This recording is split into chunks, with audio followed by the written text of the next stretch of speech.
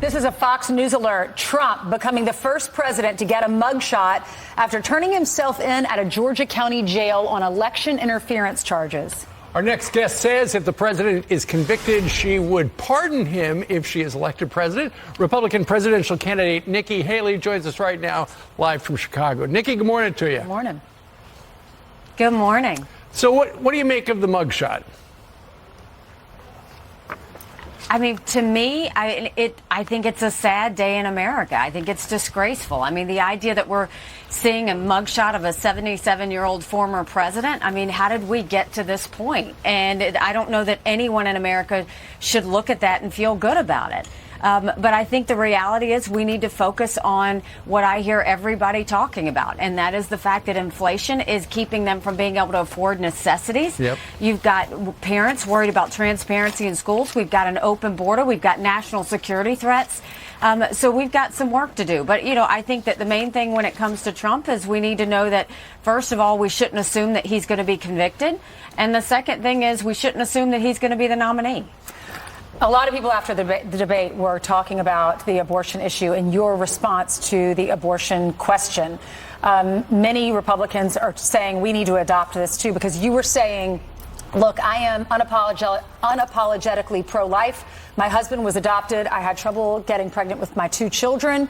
But we need to stop demonizing this issue. We need to not try to throw women behind bars if they do this. And be realistic. Be realistic with the numbers. Yeah, we don't have enough votes in the House or in the Senate to abolish this.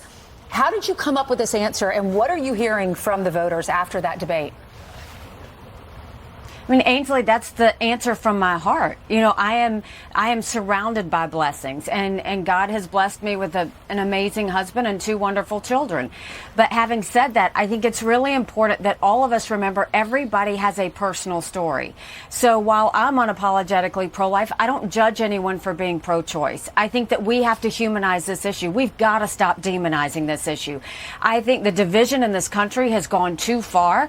We have to start looking at the vision going forward. My vision is, how do we save as many babies as possible and support as many moms as possible? If that's the case, be honest with the American people. Tell them what is possible and what's not possible. And let's bring people together based on humanity, not based on making people hate each other. And I think it's happened too long, and I'm just not going to be a part of that. I refuse to be a part of that. Very similar to your stance. I remember when you took down the Confederate flag in South Carolina, and a lot of people were against it. And then you said this is un-American. It is offending a lot of people, and then you got so much support after that from the folks in South Carolina. Sorry, Brian. I think you have to remember leadership is about bringing out the best in people, right? Leadership is about telling people the truth and letting them make decisions. But leadership's also about tone. And you have to make sure that you are giving people the knowledge they need, but the ability for them to find the best way forward. Sure. And hating each other is not the way to do it. And I don't think we have to compromise our beliefs to do it. But I do think we have to be responsible in how we communicate. By the way, it shows the American people care about this election. You have 13 million people watching that debate, which is pretty amazing in today's fractured television environment. And are probably going to grow there when we take in all the streaming numbers. Meanwhile, we're looking at the first blush at the impact of the debate. DeSantis looks like he picked up 5 points. Trump seems to have lost 5 points. You have almost doubled your support from 29% to 46%.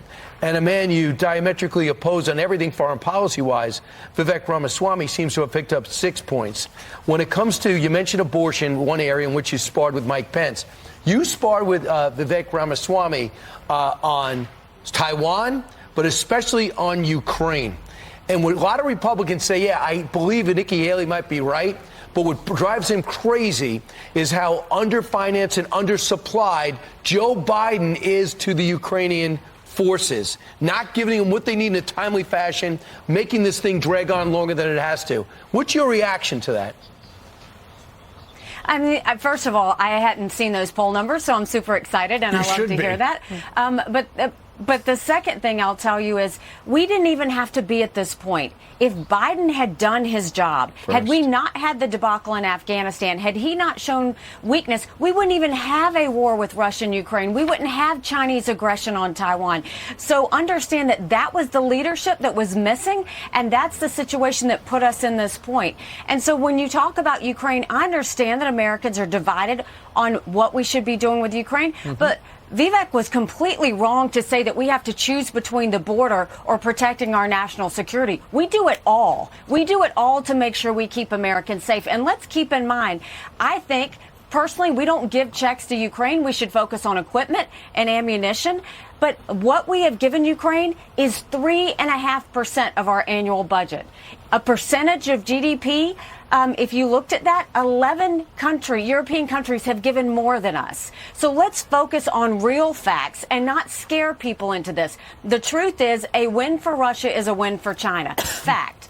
The other thing is we have to understand that the way we win is make sure Ukraine finishes this. Look at what they've done. Look at how far they've gone. And don't underestimate the fact that Putin is a murderer. We saw that with Prigozhin. We know what he's capable of. I worked with him in the UN. He and China made no bones about the fact that they want to destroy us. Let's not take our eye off that ball. And Nikki, one other thing about that poll that Brian was citing from the Washington Post, it was who gained or lost support. But the more important part is who are you considering voting for? After the debate, 47% of the country now of Republican primary voters are considering voting for you, way up from 30%. So that's good news for you. Before you go, we ask all the candidates, what's your website if people would like more information or to donate? Oh, we have a country to save. Join us. We've got a vision. We've got plans. We're going to get this done. Go to NikkiHaley.com. Let's do this. All right. See you in September at the debates. And also, I guess you'll be in Iowa, New Hampshire, Nevada, and South Carolina. Thanks, Ambassador. Thanks so much. God bless you.